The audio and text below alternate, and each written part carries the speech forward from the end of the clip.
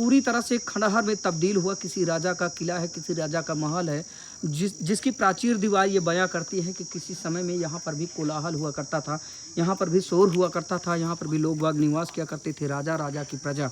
लेकिन आज साल 2026 में आप चल रहे हैं और आज का दौर ऐसा है कि इस किले में सिर्फ कुछ पत्थर और उसकी दीवारें बची हुई हैं, न कि यहाँ पर रहने वाले लोग।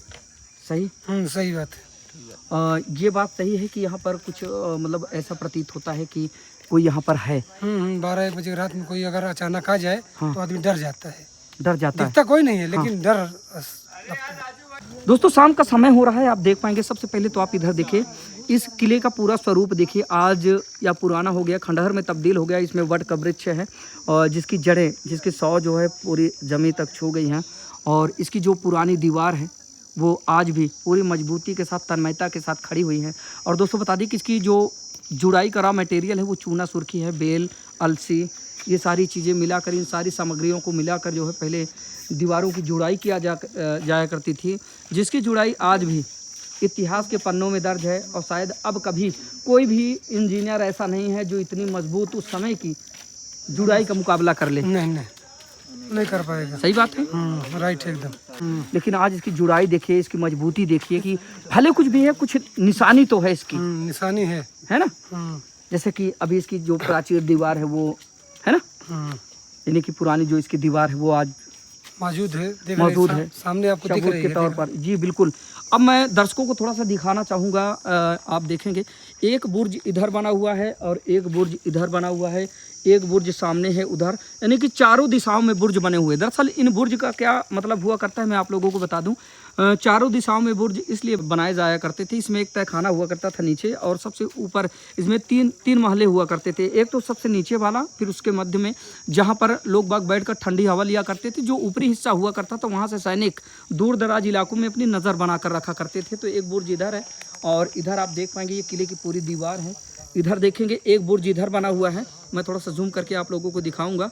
यहाँ पर आप देखिए ये, और बाकी इसकी जो मोटी मोटी दीवार है ये आप तस्वीरों में देख सकते हैं। इधर देखिए, और ये है वो पेड़ जहाँ पर कहते हैं कि यहाँ पर आज भी जो है ये आत्मा वगैरह भटकती हैं। दोस्तों कहा जाए यहीं से महज 6 से 7 किलोमीटर की दूरी पर जो है चंद्रगुप्त मौर्य के द्वारा निर्माण करवाया गया एक किला है जिसको गढ़वा किला के नाम से जानते हैं। तो कुछ लोग तो इस किले का जो है अनुमान उससे जोड़कर देखते हैं कि हो सकता है कि चंद्रगुप्त के समय का ही यह निर्माण करवाया गया हो। वहीं पर कुछ लोगों का कहना यह है कि शंकरगढ़ के राजा महेंद्र प्रताप सिंह के द्वारा इसका निर्माण करवाया गया हो। अब दोनों में ये बात जो है कि द्वंद्वियाँ हैं, हालांकि सच्चाई के बारे में किसी को दूर दूर तक नहीं पता। देखिए दोस्तों, ये है वो किला जो अब खंडहर में तब्दील हो चुका है। यहाँ पर आप देखिए, ये देखिए एक बुर्ज इधर बना हुआ है, यहाँ पर आप देखेंगे तस्वीरों में, ये देखिए ये बुर्ज इधर बना हुआ है, ये देखिए। और ये है वो 52 बीघे का तालाब पूरा, ये देखिए ये पूरा 52 बीघे का तालाब था। और इसी तालाब के पानी से राजा की जो प्रजा हुआ करती थी वो पूरी आबाद रहा करती थी। और यही उस समय जल संसाधन हुआ करता था, क्योंकि उन दिनों किसी भी तरह कोई नल कूप या बोरिंग वगैरह, ट्यूबवेल वगैरह नहीं हुआ करते थे। जो जल स्रोत हुआ करते थे, तालाब, नदी, झील, पोखर, ये सारे हुआ करते थे। तो जितने भी किला आप देखेंगे या तो वो तालाब के किनारे होगा, या फिर किसी नदी के किनारे होगा, या किसी झील के किनारे, झरने के किनारे होगा।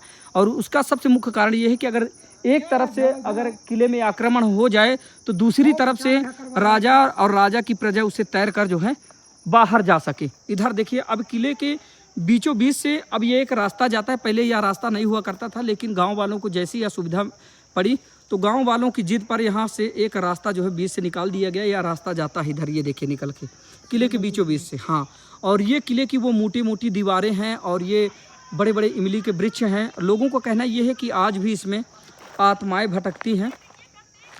और यहाँ पर आप देख सकते हैं, देखिए दोस्तों उस समय का निर्माण जरा देखिए।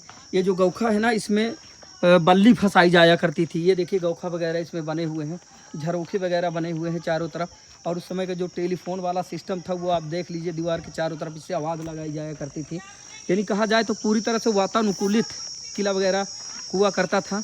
और यहाँ से मैं आप लोगों को दिखाऊंगा, एक बुर्ज इधर है, ये देखिए एक बुर्ज यहाँ पर बना हुआ है, ये देखिए चारों दिशाओं में एक एक बुर्ज आपको देखने को मिल जाएंगे। और ये किले का वो पूरा परिक्षेत्र है। इधर से भी मैं आप लोगों को दिखाने का काम करूँगा। देखिए एक ये जो बुर्ज है, इधर से भी आप लोग ज़रा देख लीजिए।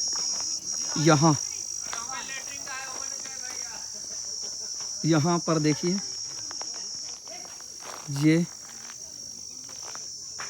ये देखिए, ये थोड़ा सा अंधेरा है लेकिन आप देख लीजिए ये एक बुर्ज हुआ करता था। और इधर भी ये सारी मोटी मोटी दीवारें हैं।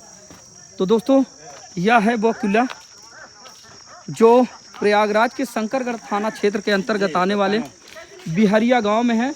और दोस्तों आप लोगों को बताना चाहूँगा कि यहाँ से 7 से 8 किलोमीटर की दूरी पर चंद्रगुप्त के द्वारा निर्माण करवाया गया गढ़वा का किला है, जिसका अनुमान यह लगाया जा रहा है कि शायद यह गढ़वा किला है। तो अनुमान यह लगाया जा रहा है कि हो सकता है उसी किले से ताल्लुक रखता हो यह बिहरिया का किला।